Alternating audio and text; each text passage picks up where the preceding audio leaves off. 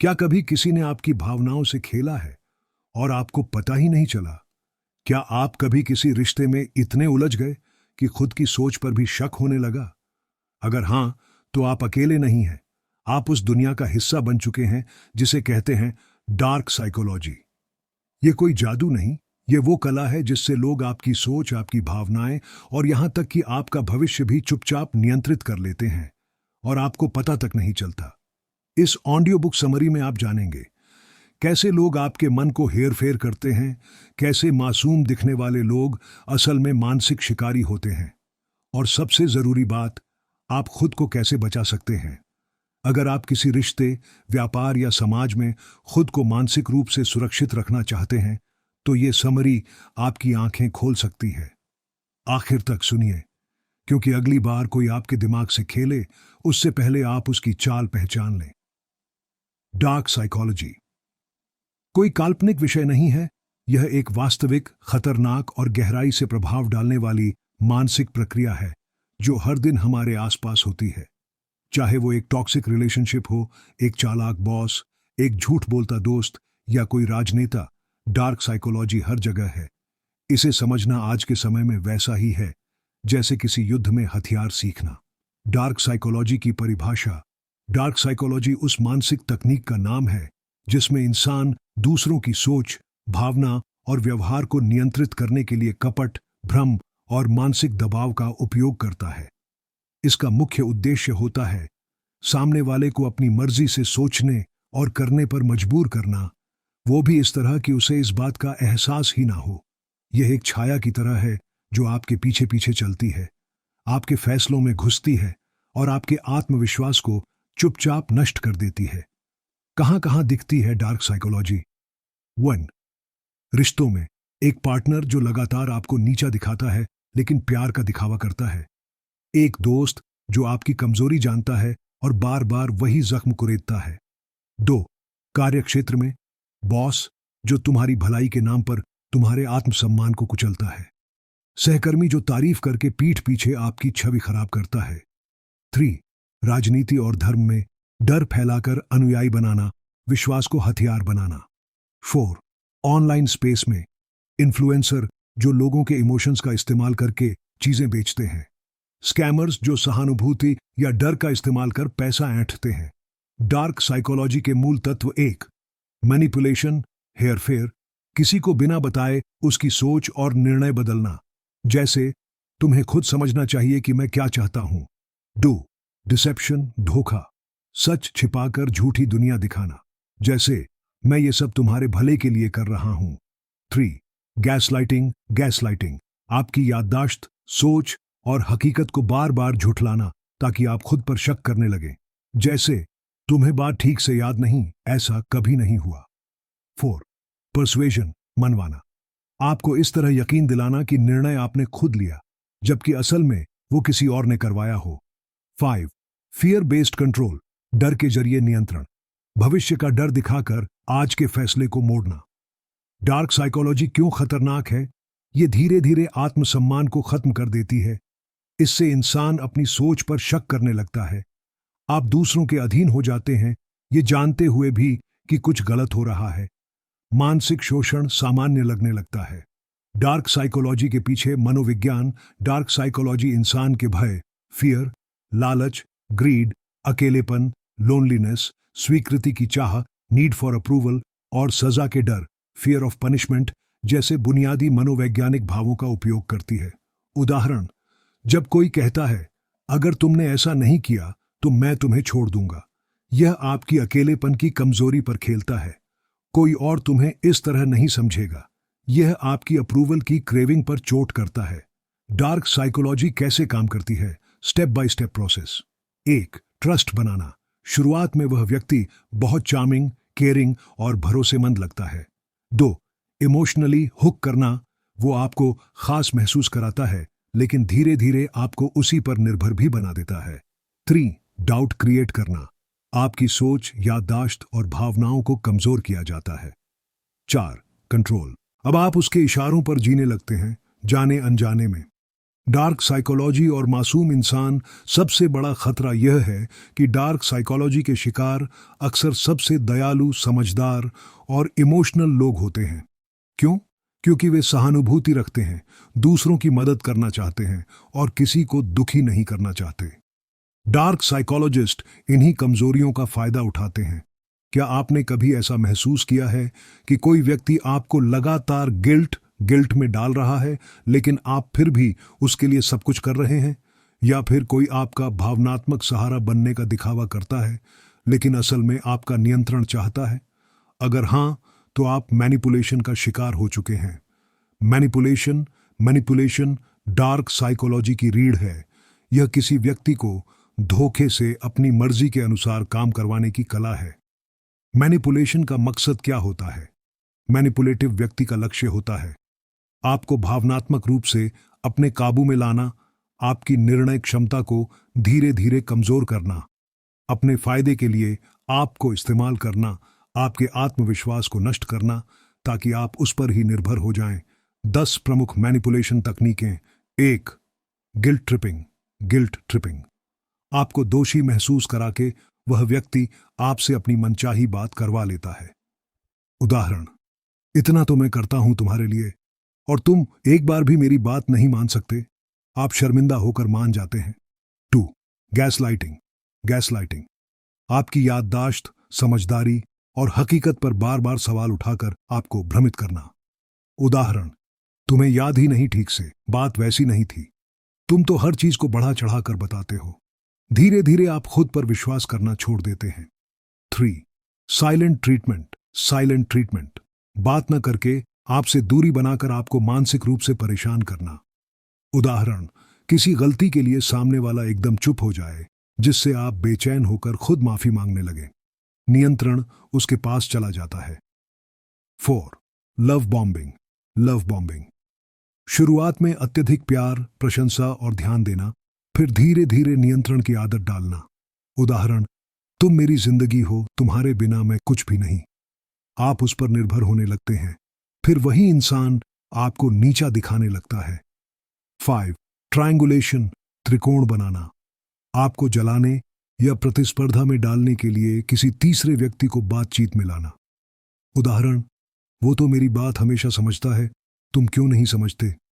आप खुद को कम महसूस करते हैं और साबित करने की कोशिश करते हैं कि आप बेहतर हैं। 6. प्रोजेक्शन। अपनी गलती को आप पर थोप देना। उदाहरण: अगर वह झूठ बोलता है तो कहेगा, तुम्हें ही भरोसा नहीं होता, इसलिए मैं झूठ बोलता हूं। आप खुद को दोष देने लगते हैं। 7. Playing the victim. शिकार बनने का अभिनय। हर बार खुद को पीड़ित दिखाना ताकि आप उसे दोष न दे सकें। उदाहरण: मैं तो हमेशा अकेला ही रह गया, कोई मेरी परवाह नहीं करता। आप सहानुभूति में आकर उनकी हर बात मान लेते हैं। 8. Intellectual bullying. बौद्धिक धमकाना। जटिल भाषा, तथ्यों या ज्ञान का इस्तेमाल करके आपको नीचा दिखाना। उदाहरण: तुम्हें क्या पता इस बारे में, तुम्हारी सोच बहुत छोटी है। आप चुप हो जाते हैं और उसकी बातों को मानने लगते हैं। 9. Overwhelming with logic. तर्क से दबाना। भावनात्मक मामलों में भी तर्क का बोझ डालना ताकि आपकी भावनाओं को गलत साबित किया जा सके। उदाहरण: अगर मैंने तुम्हें गुस्से में कुछ कह दिया तो क्या हुआ, आखिर इंसान ही हूं। आपके दर्द को तर्क से दबा दिया जाता है। 10. विथहोल्डिंग। भावनाओं को रोकना। प्यार, स्पर्श या सहारा देना बंद कर देना ताकि आप झुकने पर मजबूर हो जाएं। उदाहरण: जब तक तुम बदलोगे नहीं, तब तक मुझसे कोई उम्मीद मत रखना। आप घुटनों के बल आने लगते हैं। मैनिपुलेटर की पहचान कैसे करें? क्या वो आपकी भावनाओं को नजरअंदाज करता है? क्या वो अक्सर आपको खुद पर शक करने पर मजबूर करता है? क्या आप बार बार माफी मांगते हैं जबकि गलती उसकी होती है? क्या वो हमेशा सही और आप हमेशा गलत लगते हैं? अगर हां, तो वो इंसान आपको मैनिपुलेट कर रहा है। खुद को कैसे बचाएं? 1. अपनी भावनाओं को पहचानें। अगर कुछ सही नहीं लग रहा तो वह शायद सही नहीं है। 2. ना कहना सीखें, अपनी सीमाएं तय करें। 3. बातों को नोट करें। अगर कोई बार बार आपको भ्रमित करता है तो उनकी बातें लिखना शुरू करें। 4. बाहरी मदद लें। किसी भरोसेमंद व्यक्ति या मानसिक स्वास्थ्य सलाहकार से बात करें। 5. खुद पर विश्वास रखें। मैनिपुलेशन का पहला तोड़ है आत्मविश्वास। कल्पना कीजिए, आप किसी व्यक्ति से कोई बात कहते हैं और वह बार बार यह कहे कि ऐसा तो कभी हुआ ही नहीं, या तुम्हें गलतफहमी हुई है, या तुम पागल हो रहे हो। धीरे धीरे आप अपनी याददाश्त, निर्णय और सोच पर विश्वास खोने लगते हैं।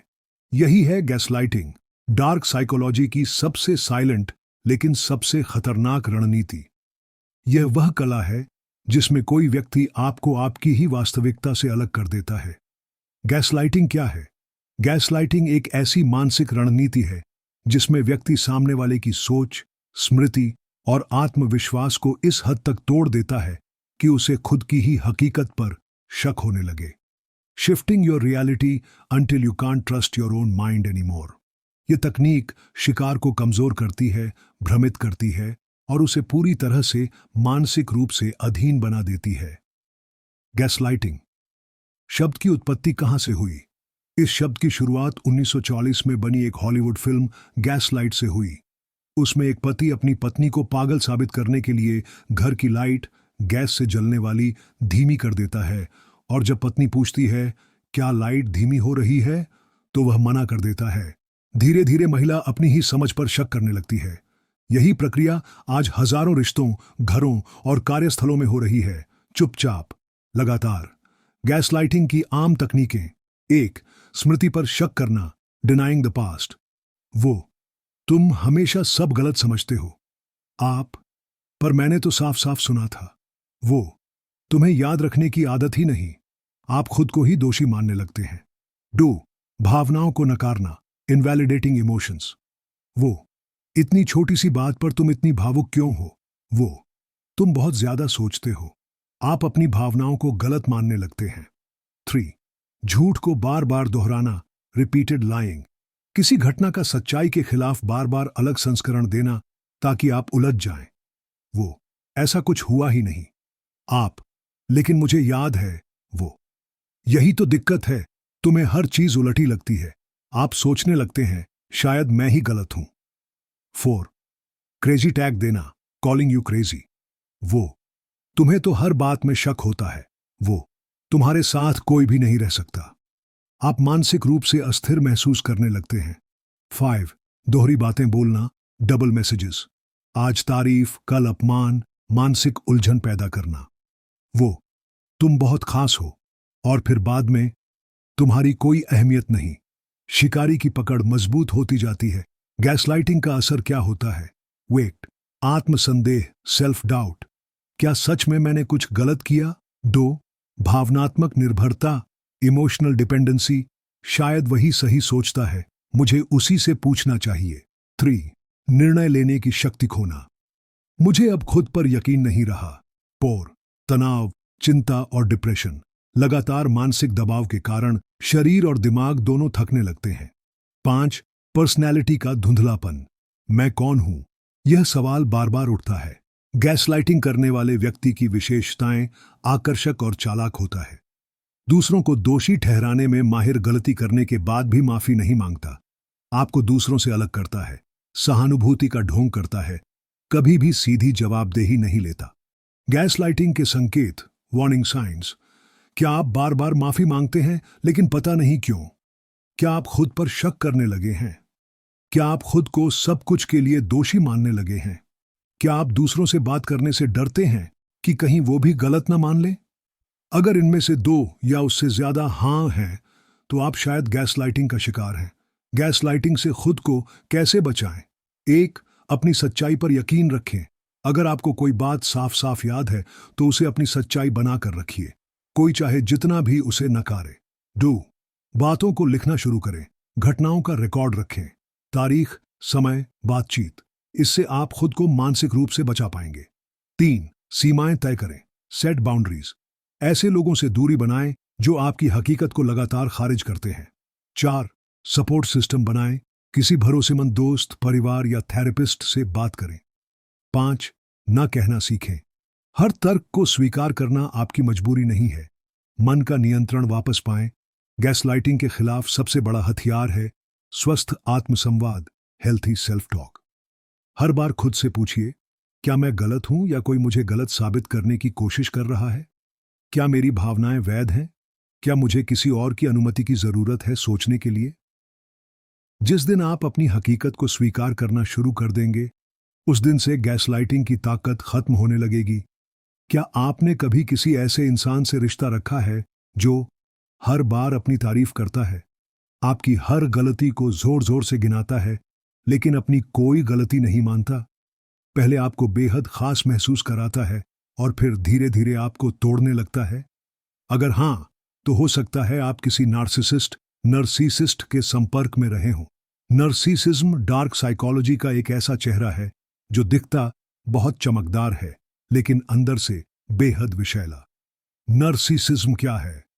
नार्सिसिज्म एक पर्सनैलिटी डिसऑर्डर है जिसमें व्यक्ति को खुद से अत्यधिक प्रेम होता है और वह दूसरों की भावनाओं, अधिकारों और आत्मसम्मान की परवाह नहीं करता। उसका हर काम, हर सोच और हर भावना खुद के इर्द गिर्द घूमती है। मैं सबसे खास हूं, मैं गलत नहीं हो सकता, दुनिया को मेरी जरूरत है। यह सोच धीरे धीरे सामने वाले व्यक्ति को मानसिक रूप से निर्भर, छोटा और कमजोर बना देती है। नर्सिसिस्ट शब्द की उत्पत्ति, नार्सिसिज्म शब्द की जड़ें ग्रीक पौराणिक कथा से आती हैं। नार्सिसस नाम के युवक को अपनी ही छवि से इतना प्यार हो गया कि वो पानी में अपना अक्स देखते देखते ही मर गया। आज के समय में भी ऐसे लोग होते हैं जिन्हें सिर्फ अपनी छवि से प्यार होता है, दूसरों से नहीं। एक नर्सिसिस्ट की मुख्य विशेषताएं, वो एक एक्सेसिव सेल्फ इंपॉर्टेंस, खुद को सबसे ऊपर मानना, उसे लगता है कि वह हमेशा सही है और हर कोई उसी के इर्द गिर्द घूमे। अगर मैं ना होता तो ये कुछ भी ना कर पाते। 2. लैक ऑफ एम्पैथी, दूसरों की भावनाओं को न समझना। उसे आपके दर्द, खुशी या चिंता से कोई फर्क नहीं पड़ता जब तक वो उसकी तारीफ में ना बदल जाए। 3. नीड फॉर एडमिरेशन, लगातार प्रशंसा की भूख। वो हमेशा चाहता है कि लोग उसकी तारीफ करें, उसकी बात माने और उसे सबसे ऊपर रखें। तुमने आज मेरी तारीफ नहीं की, क्या अब मैं तुम्हें अच्छा नहीं लगता? 4. गैस लाइटिंग और मैनिपुलेशन का उपयोग, वो आपको नीचा दिखाकर अपनी अहमियत बढ़ाता है, आपकी आत्मा को कुचलता है ताकि आप उसी पर निर्भर हो जाएं। 5.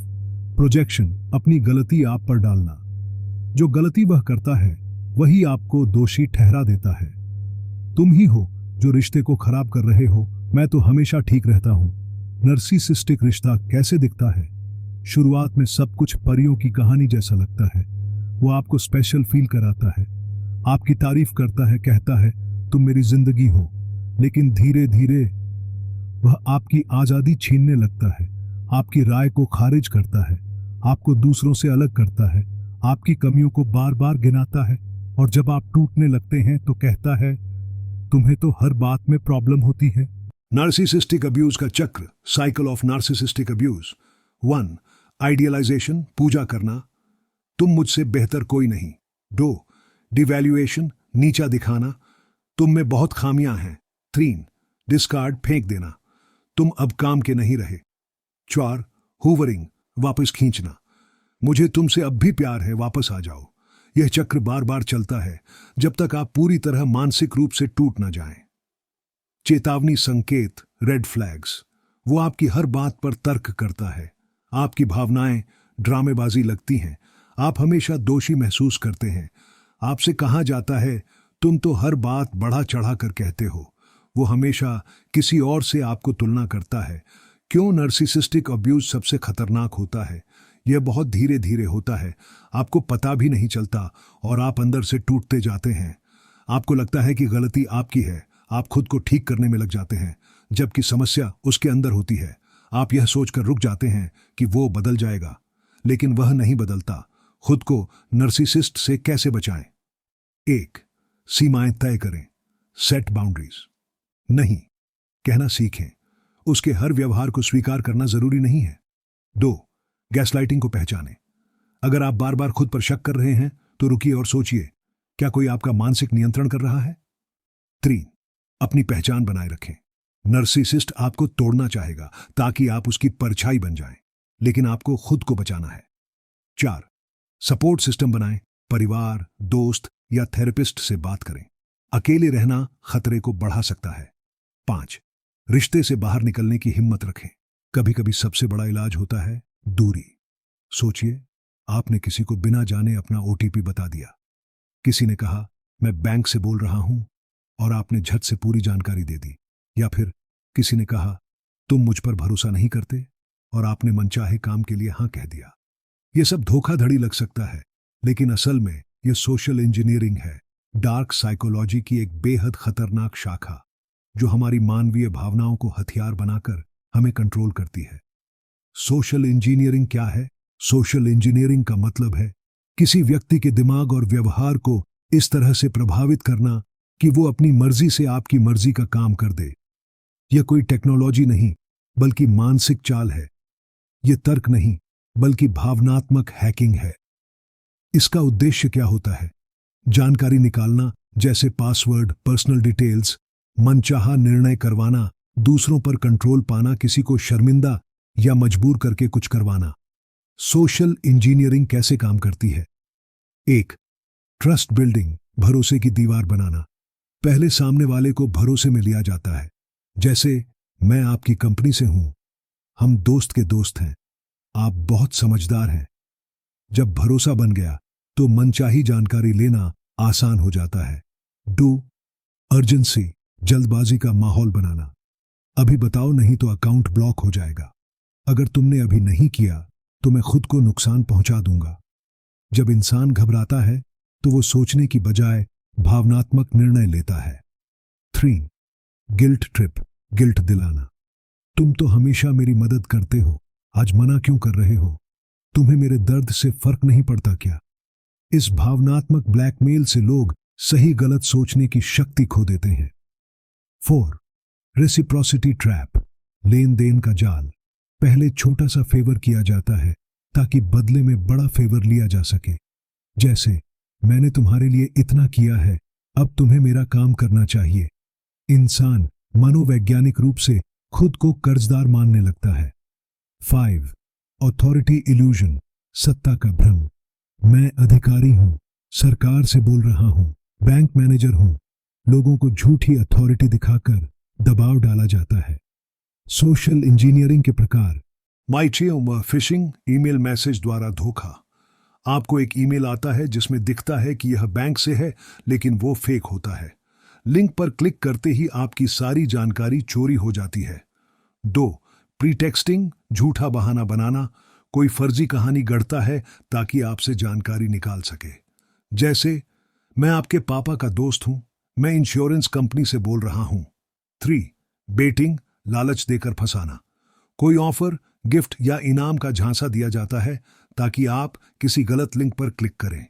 फ्री आईफोन जीतने का मौका, क्लिक किया और फंस गए। 4.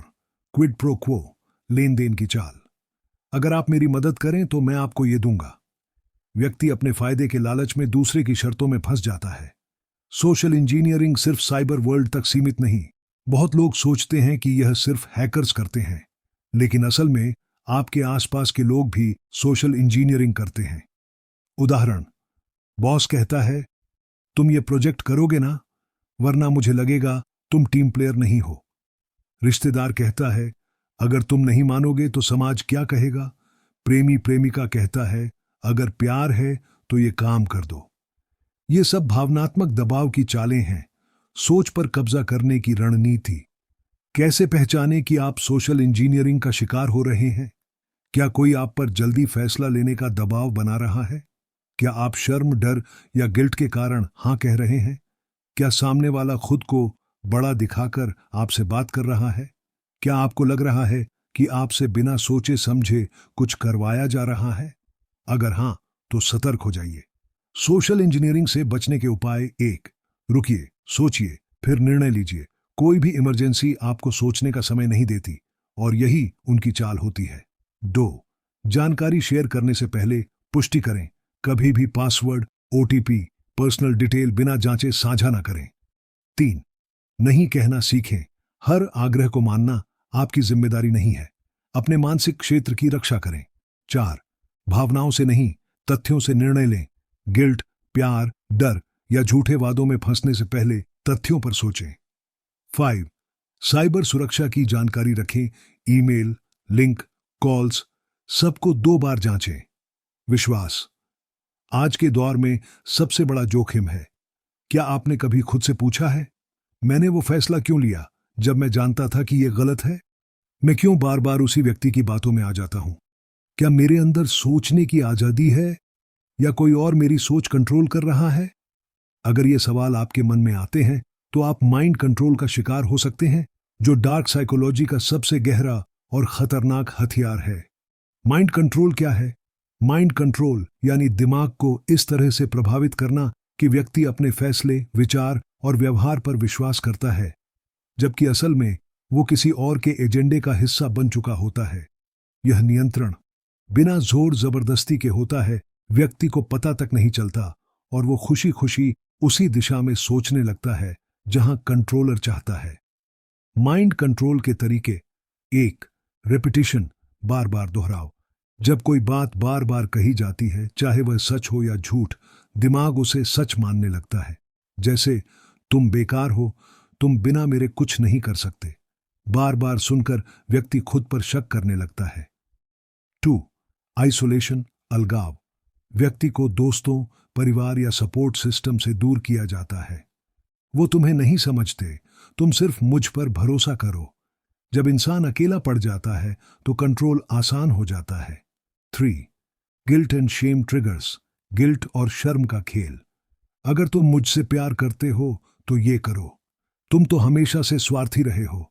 इंसान को गिल्ट में डालकर उसकी सोच को मैनिपुलेट करना। 4.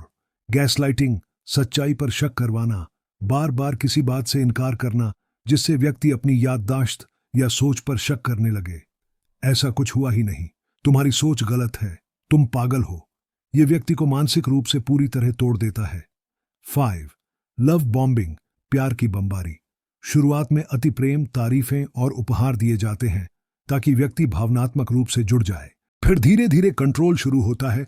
मैं तुम्हारे बिना नहीं रह सकता, इसलिए तुम ये करो। 6. एंकरिंग, भावनात्मक एंकर लगाना। कुछ शब्दों, आवाजों या इशारों को किसी भावना से जोड़ा जाता है। जैसे, जब भी कोई आपकी कमजोरी दिखाता है, तुरंत आई लव यू कहे। इससे व्यक्ति की भावनाएं कंडीशन हो जाती हैं और वो विरोध नहीं कर पाता। माइंड कंट्रोल के चरण चरण: 1. आइडेंटिफाइंग वीकनेस, कमजोरियों की पहचान। कंट्रोल करने वाला सबसे पहले यह पहचानता है कि आप किस बात से डरते हैं या क्या चाहते हैं। चरण 2. इमोशनल हुक, भावनात्मक हुक लगाना। आपको भावनात्मक रूप से अपने जाल में फंसाया जाता है, प्यार, डर, उम्मीद या गिल्ट के जरिए। चरण 3. डिपेंडेंसी, निर्भरता पैदा करना। वह आपको यह महसूस कराता है कि आप उसके बिना कुछ नहीं हैं। चरण 4. थॉट रिप्लेसमेंट, विचारों की जगह लेना। धीरे धीरे आपकी अपनी सोच खत्म कर दी जाती है और उसकी सोच ही आपकी सोच बन जाती है। उदाहरण: रियल लाइफ में माइंड कंट्रोल 1. टॉक्सिक रिलेशनशिप्स, जहां एक पार्टनर दूसरे की हर सोच को नियंत्रित करता है, हर बात पर जज करता है और उसे खुद को ही दोषी महसूस कराता है। 2. कल्ट ग्रुप्स, धार्मिक या मानसिक गुट, जहां लीडर कहते हैं, सोचना मत, बस भरोसा करो। विचारों की आजादी खत्म कर दी जाती है। 3. पॉलिटिकल मैनिपुलेशन, जब राजनेता बार बार एक बात कहते हैं ताकि जनता उसे सच मान ले। वो लोग दुश्मन हैं, हम ही देश के रक्षक हैं। संकेत कि आप माइंड कंट्रोल का शिकार हो रहे हैं। आप अपने फैसलों पर खुद भरोसा नहीं कर पा रहे। आप हमेशा गिल्ट में रहते हैं। आप हमेशा किसी को खुश करने के लिए जीते हैं। आपको दूसरों से बात करने में डर लगता है। आपके मन की आवाज दब चुकी है। माइंड कंट्रोल से बचाव के उपाय: 1. सेल्फ अवेयरनेस, आत्मचेतना बढ़ाइए। अपनी भावनाओं, विचारों और फैसलों पर ध्यान दीजिए। पूछिए, क्या यह मेरी सोच है या किसी और ने मुझे ऐसा सोचने पर मजबूर किया? 2. बाउंड्रीज बनाइए। हर रिश्ते में सीमाएं जरूरी होती हैं। ना कहना सीखिए और अपने आत्मसम्मान की रक्षा कीजिए। 3. क्रिटिकल थिंकिंग की आदत डालिए। हर बात को बिना सोचे मान लेने की बजाय सवाल पूछिए, क्यों, कैसे, क्या यह सच है? 4. सपोर्ट सिस्टम से जुड़े रहिए, अकेले मत रहिए। दोस्तों, परिवार या किसी प्रोफेशनल से बात कीजिए। 5. इमोशनल ट्रिगर्स को पहचानिए। अगर कोई बार बार आपके गिल्ट, शर्म या प्यार को हथियार बना रहा है, सावधान हो जाइए। मानव समाज में बातचीत, तर्क और पर्सुएशन राज्य करवाना एक सामान्य प्रक्रिया है, लेकिन जब यह तकनीक हेयर फेयर, मैनिपुलेशन का रूप ले लेती है तो यह बन जाती है डार्क पर्सुएशन, यानी किसी की सोच, भावना और इच्छा को इस कदर प्रभावित करना कि वह व्यक्ति अपनी मर्जी भूल जाए और वही करे जो आप चाहते हैं। डार्क पर्सुएशन तब होती है जब कोई आपकी स्वतंत्रता को बिना आपको बताए छीन लेता है। डार्क पर्सुएशन क्या है? पर्सुएशन, राजी करवाना, का इस्तेमाल तो हम सभी करते हैं। दोस्त को मूवी दिखाने ले जाना, मां को छुट्टी दिलवाने के लिए मानना या क्लाइंट को डील के लिए समझाना। लेकिन डार्क पर्सुएशन एक ऐसा तरीका है जिसमें झूठे तर्क होते हैं, भावनात्मक जाल होते हैं और सबसे अहम, इंसान को लगे कि वह खुद यह निर्णय ले रहा है। असल में वह किसी और की रणनीति का हिस्सा बन चुका होता है। डार्क पर्सुएशन के आम हथियार: रेसिप्रोसिटी ट्रैप, एहसान का जाल। मैंने तुम्हारे लिए इतना किया है, अब तुम्हें मेरा कहना तो मानना ही चाहिए। एहसान दिखाकर व्यक्ति को मजबूर किया जाता है कि वह अपनी इच्छा छोड़कर सामने वाले की बात माने। 2. Foot in the door technique, छोटी हां, बड़ी हां। पहले छोटी सी मांग मानी जाती है, फिर धीरे धीरे बड़ी बड़ी चीजें मांग ली जाती हैं, जैसे बस 1 मिनट बात कर लो, अब पूरा प्लान बदल दो। 3. Door in the face technique, बड़ी ना के बाद छोटी हां। पहले कुछ इतना बड़ा मांगते हैं कि व्यक्ति मना कर दे, फिर असली मांग रखते हैं जो छोटी लगती है।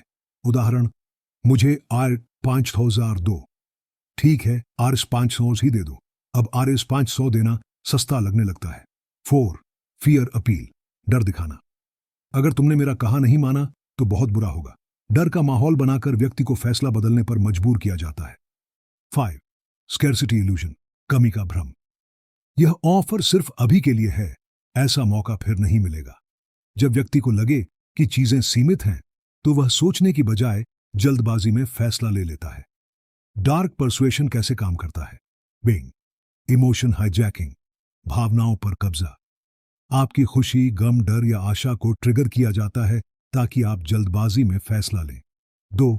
कॉग्निटिव ओवरलोड, सोचने की क्षमता को थकाना। इतनी सारी बातें, डिटेल्स और दबाव दिए जाते हैं कि आप ठीक से सोच नहीं पाते और हां कह देते हैं। 3. फॉल्स चॉइसेस, झूठे विकल्प देना। आपको लगता है कि आपके पास विकल्प हैं, लेकिन असल में सभी रास्ते कंट्रोलर की मर्जी के होते हैं। उदाहरण: तुम या तो ये कर सकते हो या हम अब कभी बात नहीं करेंगे। दोनों विकल्प भावनात्मक रूप से कंट्रोल करते हैं। डार्क पर्सुएशन बनाम सामान्य पर्सुएशन। पहलू सामान्य पर्सुएशन, डार्क पर्सुएशन। इरादा दोनों की जीते की जीत, एक की हार। स्वतंत्रता, व्यक्ति खुद निर्णय लेता है, निर्णय दूसरों द्वारा तय। भावनात्मक संतुलन, सकारात्मक गिल्ट, डर, शर्म, नैतिकता, पारदर्शिता, धोखे और छुपाव। संकेत कि आप डार्क पर्सुएशन का शिकार हो रहे हैं। आपको लगता है कि आपने हां जबरदस्ती की है।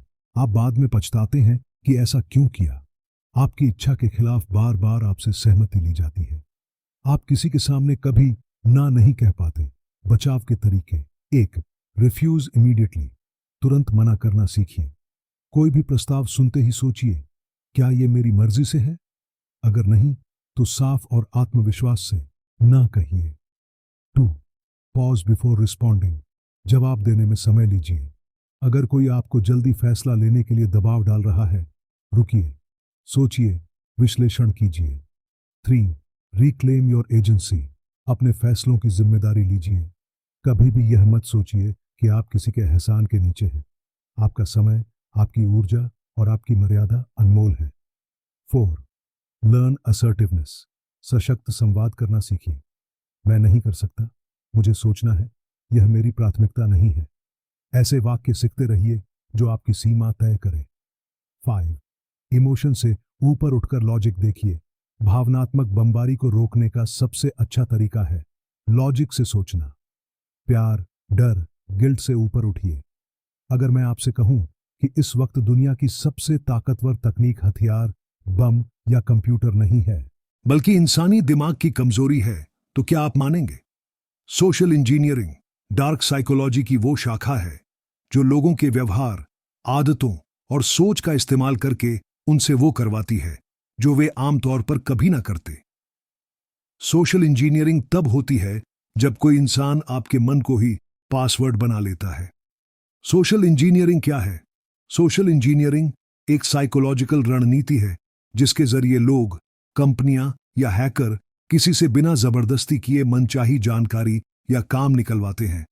यह तकनीक खासकर तब खतरनाक होती है जब सामने वाला समझदार हो लेकिन भावनात्मक या सामाजिक दबाव के आगे झुक जाए या फिर भरोसे में आकर गलत फैसला ले ले। सोशल इंजीनियरिंग कैसे काम करती है? इस तकनीक की जड़ें तीन मुख्य बातों में होती हैं। एक, ट्रस्ट हैकिंग, भरोसे का शोषण। आप भरोसा करते हैं कि सामने वाला सच्चा है, वहीं से खेल शुरू होता है। मैं बैंक से बोल रहा हूं, मैं आपकी कंपनी का टेक्नीशियन हूं। आपको भरोसा हो गया, अब आपकी सतर्कता खत्म। टू, इमोशन ट्रिगरिंग, भावनात्मक ट्रैप, डर। अगर आपने नहीं किया तो आपका अकाउंट बंद हो जाएगा।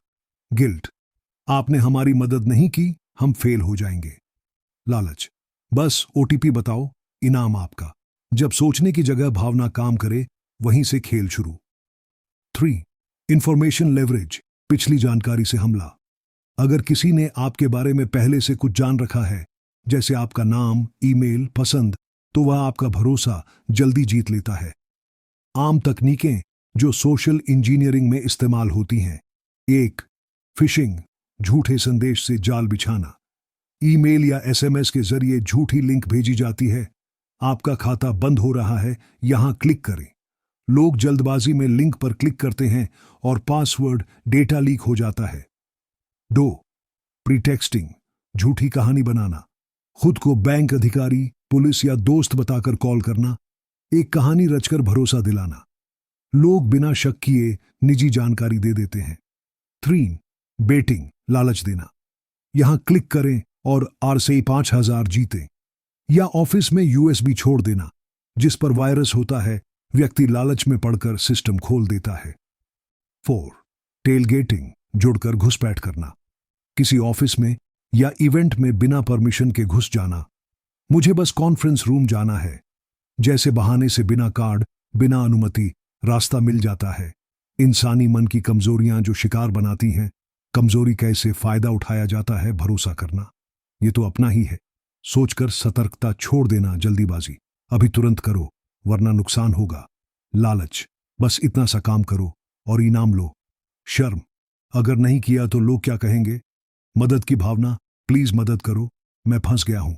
उदाहरण, सोशल इंजीनियरिंग का real case, classic case, Kevin Mitnick. यह दुनिया का सबसे मशहूर सोशल इंजीनियर था। उसने एफबीआई, आईबीएम, नोकिया जैसी कंपनियों से सिर्फ कॉल और एक्टिंग से डाटा चुराया, बिना एक भी कोडिंग किए। उसका हथियार था आवाज, कॉन्फिडेंस और कहानी। आप कैसे बच सकते हैं? सोशल इंजीनियरिंग से सुरक्षा। Want, think before you click. किसी भी ईमेल, लिंक या मैसेज को बिना जांचे मत खोलिए। यूआरएल ध्यान से पढ़िए, कभी कभी एक अक्षर ही सब कुछ बिगाड़ देता है। 2, वेरीफाई बिफोर ट्रस्ट। अगर कोई कॉल करे और कहे मैं बैंक से बोल रहा हूं, कॉल कट कीजिए, बैंक की आधिकारिक वेबसाइट या हेल्पलाइन से जांच कीजिए। 3, इमोशन से नहीं, लॉजिक से सोचिए। अगर कोई डर, गिल्ट या जल्दीबाजी कर रहा है, स्टॉप। पहले सोचिए कि सामने वाला क्या चाहता है। छोर, पासवर्ड और ओटीपी कभी शेयर न करें, कोई कितना भी भरोसेमंद क्यों न लगे। ओटीपी, पासवर्ड, पिन आपकी जिम्मेदारी है। 5, अवेयरनेस बढ़ाइए, खुद की भी और परिवार की भी। अपने घर, ऑफिस और दोस्तों को भी सोशल इंजीनियरिंग के बारे में बताइए ताकि वे शिकार न बने। आपने कभी सोचा है कि कहीं आप जो सोच रहे हैं वो वाकई आपकी अपनी सोच है? क्या किसी और ने आपकी राय, पसंद या निर्णय को किसी गहरे स्तर पर प्रभावित किया है? माइंड कंट्रोल कोई जादू नहीं, ये वो कला है जिससे इंसान बिना जाने ही किसी और की सोचने लग जाता है। यह भाग आपको दिखाएगा कि माइंड कंट्रोल कैसे काम करता है, कैसे लोग इसे इस्तेमाल करते हैं और आप इससे कैसे बच सकते हैं। माइंड कंट्रोल क्या है? माइंड कंट्रोल या मानसिक नियंत्रण का अर्थ है किसी व्यक्ति की सोच, मान्यताओं और निर्णयों को इस तरह से प्रभावित करना कि वह अपनी मर्जी से नहीं, बल्कि किसी और के इशारे पर सोचने लगे। यह प्रक्रिया धीमी होती है पर घातक होती है। माइंड कंट्रोल और ब्रेन वॉशिंग में फर्क। माइंड कंट्रोल ब्रेन वॉशिंग धीरे धीरे होता है, तेजी से किया जाता है। व्यक्ति को लग सकता है कि वो स्वतंत्र है, व्यक्ति पूरी तरह से दबा होता है। आमतौर पर रिश्तों या सिस्टम में होता है, ज्यादा धार्मिक आतंकवादी समूहों में होता है। माइंड कंट्रोल कैसे किया जाता है? माइंड कंट्रोल की प्रक्रिया 4 स्टेप्स में काम करती है। वेट, इंफॉर्मेशन कंट्रोल, सूचना को नियंत्रित करना। किसी व्यक्ति को केवल वही जानकारी देना जो कंट्रोलर चाहता है, बाकी जानकारी से दूर रखना। उदाहरण, एक टॉक्सिक पार्टनर आपको सिर्फ वही बातें बताता है जो उसे सही साबित करे। 2. थॉट कंट्रोल, विचारों की दिशा तय करना। इंसान को यह सिखाना कि किन विचारों को सोचना गलत है और कौन से विचार स्वीकार्य हैं। उदाहरण, अगर तुम मुझसे प्यार करते हो तो मुझसे सवाल नहीं पूछोगे। 3. इमोशनल कंट्रोल, भावनाओं का शोषण। शर्म, अपराध बोध, डर या प्रेम का उपयोग कर भावनाओं से फैसले करवाना। अगर तुमने ये नहीं किया तो मुझे बहुत दुख होगा। 4. बिहेवियर कंट्रोल, व्यवहार को बदलना। दिनचर्या, कपड़े, खान पान, दोस्तों का चयन, सब धीरे धीरे बदलना। वो दोस्त तुम्हारे लिए अच्छे नहीं हैं, उनसे मत मिलो। माइंड कंट्रोल की असली जिंदगी में झलकियां। 1. टॉक्सिक रिलेशनशिप्स, जहरीले रिश्ते, जहां एक पार्टनर दूसरे को पूरी तरह कंट्रोल करता है। क्या पहनो, किससे बात करो, क्या सोचो, और धीरे धीरे पीड़ित की सोच पर भी कब्जा कर लिया जाता है। 2. कल्ट ग्रुप्स, धार्मिक या विचारधारा वाले समूह। एक नेता खुद को भगवान बताता है, अपने अनुयायियों को बाहर की दुनिया से काट देता है और सिर्फ अपनी बातें मनवाता है, जैसे कि कई बार अमेरिका या कोरिया के कल्ट्स में देखा गया है। 3. मीडिया और प्रोपेगेंडा, प्रचार और झूठी खबरें। बार बार एक ही बात कहना, डर या नफरत का भाव भरना, सच को छिपा देना। धीरे धीरे आम लोग वही सोचने लगते हैं जो प्रचारक चाहता है। माइंड कंट्रोल की पहचान कैसे करें? 1. क्या आपकी सोच बार बार बदली जा रही है? 2. क्या आप खुद से सवाल करने से डरते हैं? 3. क्या आपकी भावनाओं से बार बार खेला जा रहा है? 4. क्या आपकी व्यक्तिगत सीमाएं खत्म हो रही हैं? 5. क्या आपको लगता है कि आप गलत होते जा रहे हैं बिना वजह? अगर हां, तो आप माइंड कंट्रोल के जाल में हो सकते हैं।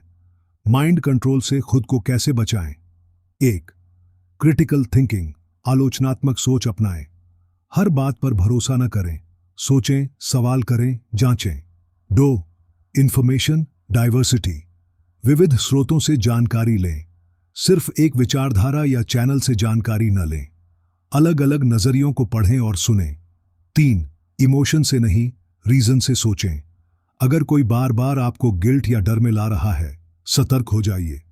4. हेल्थी बाउंड्रीज बनाएं, अपनी व्यक्तिगत सीमाएं तय करें। जो उन्हें बार बार तोड़ने की कोशिश करे, उस पर नजर रखें। 5. सपोर्ट सिस्टम बनाए रखें, अपने दोस्तों, परिवार और ऐसे लोगों से जुड़े रहें जो आपकी स्वतंत्र सोच को महत्व दें। आपने अब तक जाना कैसे लोग आपकी सोच, भावनाओं और व्यवहार को हेरफेर करते हैं। क्या होती है माइंड कंट्रोल, गैसलाइटिंग, मैनिपुलेशन। कैसे ये तकनीकें आपके रिश्तों, करियर और आत्मसम्मान पर असर डालती हैं। अब समय है खुद को इस अदृश्य मानसिक शोषण से मुक्त करने का। डार्क साइकोलॉजी के सामान्य लक्षण। डार्क साइकोलॉजी किसी खास शक्ल में नहीं आती, यह छिपी होती है, लेकिन इसके कुछ संकेत होते हैं। 1. आपका आत्मविश्वास धीरे धीरे खत्म हो रहा है। 2. आप बार बार अपनी सोच पर शक करने लगते हैं। 3. आपको ऐसा लगता है कि आप हमेशा गलत हैं। 4. कोई लगातार आपको इमोशनल गिल्ट में रखता है। 5. आप अपने फैसलों के लिए किसी और की परमिशन लेने लगे हैं। अगर ये संकेत आपको अपने जीवन में दिखते हैं तो समझिए कि कोई आपकी मानसिक स्वतंत्रता पर हमला कर रहा है। मानसिक आत्मरक्षा के 3 स्तर। डार्क साइकोलॉजी का मुकाबला करने के लिए 3 स्तर की मानसिक सुरक्षा जरूरी होती है। स्तर 1, पहचान, आइडेंटिफिकेशन। पहला स्टेप है सही समय पर पहचान करना। आपको समझना होगा कि कौन आपके मन से खेल रहा है। इसमें मददगार टिप्स। अगर कोई आपको बार बार शर्मिंदा कर रहा है, सतर्क हो जाइए। अगर आपकी भावनाओं को हथियार बनाकर फैसले करवाए जा रहे हैं, तो ये मैनिपुलेशन है। अगर आपकी सोच पर सवाल उठाया जा रहा है, तुम्हें कुछ समझ नहीं आता, तो समझिए ये गैस लाइटिंग है। स्तर 2, सीमाएं, बाउंड्रीज सेट करना। मानसिक आत्मरक्षा की पहली दीवार होती है आपकी सीमाएं। सीमाएं बनाएं, भावनात्मक सीमाएं, मुझे इस तरह बात मत करो। सोशल सीमाएं, मैं खुद तय करूंगी कि किससे मिलूं। विचार सीमाएं, मेरी सोच मेरी है, तुम्हारी नहीं। जो लोग इन सीमाओं को बार बार तोड़ते हैं, वे खतरनाक हो सकते हैं। स्तर 3, मानसिक शक्ति, मेंटल फोर्टिट्यूड। अब बात करते हैं असली ताकत की, स्वतंत्र सोच और आत्मबल की। कैसे बढ़ाएं मानसिक शक्ति? वाट, सेल्फ अवेयरनेस, अपने इमोशंस और विचारों को समझिए। 2, जर्नलिंग, रोज 5 मिनट अपने विचार लिखिए। 3, मेडिटेशन और माइंडफुलनेस, मन को शांत करना सीखिए। 4, नो कहना सीखिए, हर बार हां मत कहिए। 5, पॉजिटिव अफर्मेशंस, मैं अपनी सोच का मालिक हूं जैसे वाक्य बोलिए। खुद से सवाल पूछिए, ये आपकी ढाल है? क्या ये निर्णय मेरा है या किसी और का दबाव है? क्या मैं गिल्ट में आकर ये काम कर रहा हूं? क्या मैं अपने आप को कम आंकने लगा हूं? क्या मैं डर की वजह से चुप हूं? हर बार जब जवाब हां में मिले, समझिए कि आपको रोकने की जरूरत है। खुद को दोबारा पाना, मानसिक मुक्ति का रास्ता। डार्क साइकोलॉजी आपको तोड़ती है, धीरे धीरे, बिना शोर मचाए। लेकिन जब आप पहचानना सीख जाते हैं, सीमाएं बनाना सीख जाते हैं और अपनी सोच पर भरोसा करना शुरू करते हैं, तब आप दोबारा खड़े हो सकते हैं, पहले से कहीं ज्यादा मजबूत। इस समरी को सुनकर आपने वो हथियार पाए हैं जो आपके मन, सोच और आत्मबल की रक्षा कर सकते हैं। अब निर्णय आपके हाथ में है। या तो आप शिकार बनते रहें या जागरूक बनकर खुद की मानसिक स्वतंत्रता की रक्षा करें। पूरी समरी को बार बार सुनिए, समझिए और हर बार जब कोई आपको हेर फेर करे, उन्हें पहचानिए। इस पूरी डार्क साइकोलॉजी सीरीज को अपने दोस्तों और परिवार के साथ जरूर साझा करें, क्योंकि हो सकता है किसी की जिंदगी इसी से बदल जाए। और अगर आप चाहते हैं कि हम इस विषय पर गहराई से और उदाहरणों के साथ एक प्रैक्टिकल गाइड भी बनाएं, तो नीचे कमेंट करें, yes, I want to protect my mind.